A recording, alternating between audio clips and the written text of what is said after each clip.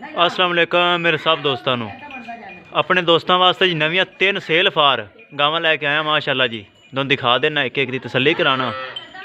तुसीं मेरे चैनल सब तो पहले लाइक ते सबसक्राइब लाजमी करना है ताकि मेरी हर वीडियो आने तुहाडे तक पहुँचती रहे। ए माशाअल्लाह कद बहुत वड्डा है जी, फ्रीजियन डच ते जर्सी दे विच क्रॉस है। इहदी चुआई हो चुकी है जी, अज ही सूई है तो 18 लीटर का बोला चोया जी। इहदे थले सैक्स सीमन वच्छी है जी, है तुहाडे सामने वेख लो। लोग कहते हैं सैक्स सीमन हर बंदा कह सकता है, लेकिन सैक्स सीमन दिखा कोई सकता है। यह तसल्ली करनी मेरे दोस्तों ने, एक सैक्स सीमन ही है, कोई झूठ फराड या दुख वाली गल तो नहीं। बार बार तसल्ली करो। दूसरी साइड भी सैक्स सीमन है जी। यह वच्छी है जी इस गां की, यह पहला वार है जी। गां चुआई उनकी हो चुकी है। यह वेखो थन बड़ा सोहना लगा है माशाअल्लाह। चुआई तो बाद हवाना फिर की भी होना। वेख लो चुआई इनकी हो चुकी है तो माशाअल्लाह चंगा कद बहुत है जी। एक साइड तो बंदा खड़ा हो, दूसरी साइड तो घाट ही वेख सकता है। ऐ थले सैक्सी मन वच्छी ने दोनों मुकम्मल गाँव की वीडियो दिखाना। सबसक्राइब तुसीं नहीं भूलना। मैं मेहनत करना तुहाडे वास्ते जानवर लियाना फिर टुर के, तो तुसीं फिर सबसक्राइब भी ना करो, दुख तो होंदा है ना जी। इस तो बाद जी दूसरा वारा सूंदी वैड़ थल्लू वेख लो कितनी ढिली है। यह वेखो तसल्ली करनी तुसीं। शौकीनियां इंदियां वेख लो जी, माशाअल्लाह सोहना कद बहुत ते चंगा प्रिंट लगा है। दूसरा वारा सूंदी 10 तो 8-10 दिन लवेगी। अगली साइड ते हवाने तो वेख लो। अगली साइड ते हवाने मेरे दोस्त वेख सकते हैं माशाअल्लाह कितनी ढिली पई है अली। तो यह वेखते पैने कितनी ढिली पई है। वेख माशाअल्लाह चंगी ढिली पई है। वेखो है लश लश करदी फिरदी दिन नाली लवेगी माशाअल्लाह। फिर पहला वारा इनका 23-24 लीटर का रिकॉर्ड रही है जी। शौकीनियां फुल हैं जी वैड़ च।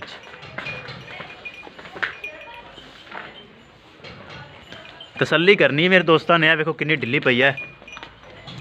ए वेखो जी है कद बहुत माशाअल्लाह बड़ा सोहना है। ये भी सेल फार ने। ये सुबाह जी ए तैयार होंदी पई जी, दूसरा सुबह सूंदी पई।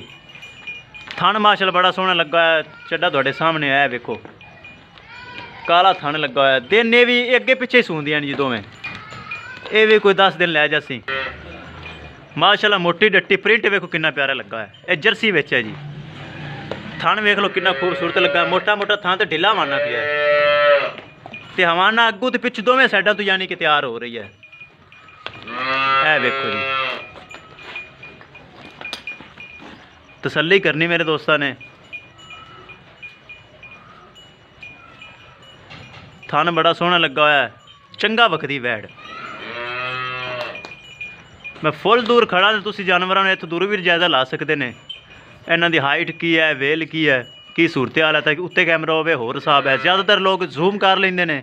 100 अजकल ऐप फंक्शन चले हुए जी। आप काम नहीं करना। है वेखो जी फुल मैं दूर खड़ा तो तुसी जायजा लाना है कि जानवर किस तरह के हैं। वेखते पैने जी है वेख लो तैयार हो रही।